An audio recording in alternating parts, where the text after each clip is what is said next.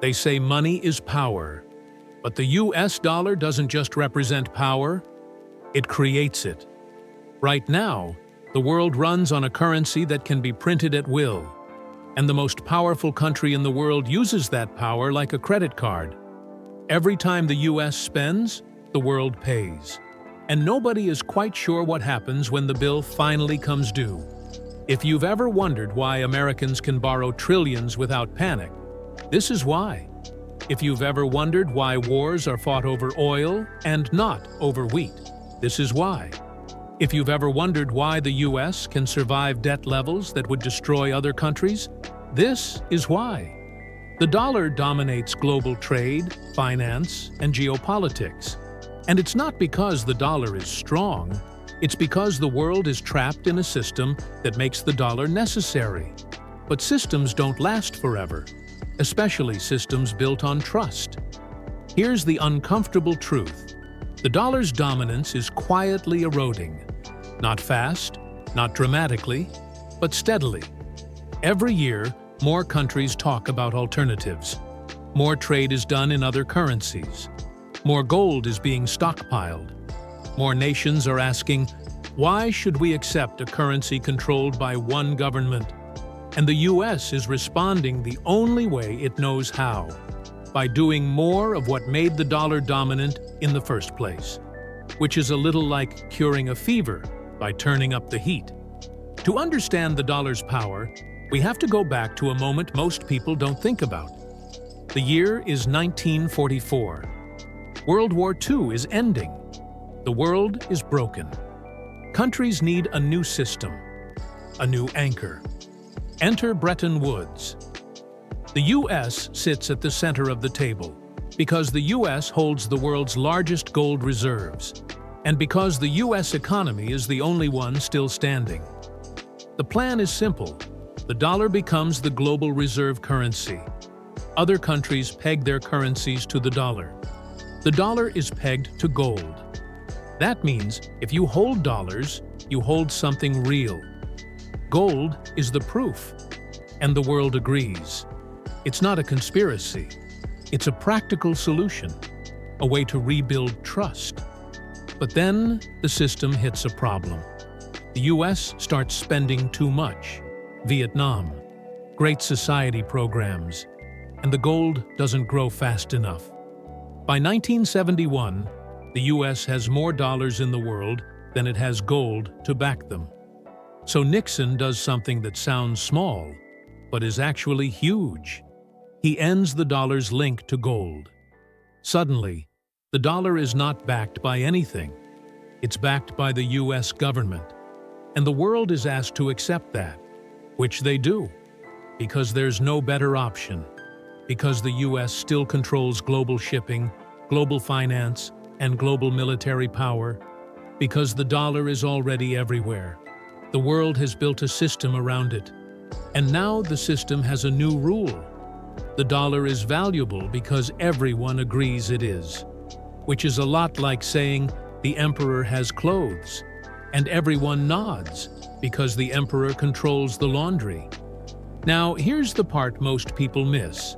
The dollar dominates because of something called reserve currency status, which sounds boring, but it's the economic equivalent of a VIP pass.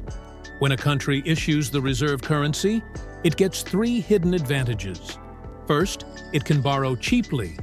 The US can sell debt at low interest rates because the world needs dollar assets. Second, it can run trade deficits forever. The US imports more than it exports. Normally, that would cause a currency collapse, but not for the US, because other countries are happy to hold dollars. Third, it can influence the world through sanctions and banking rules. If you control the currency, you control the plumbing. You can cut off a country from the global financial system with a single decision. That's not just power, that's leverage. And it's the reason the dollar is more than money. It's a tool, a weapon, a global standard. Now let's get to the math. The US has a national debt over $30 trillion. That's a number too big to visualize. So here's the real issue. The US doesn't have to pay that debt back in the way you think, because the debt is denominated in dollars, and the US can print dollars. So the question is not, can the US repay? The question is, how much inflation is the world willing to tolerate? Because every dollar printed is a tiny cut in the value of every dollar held outside the US. And here's the irony. The world accepts that loss. Because they need the dollar.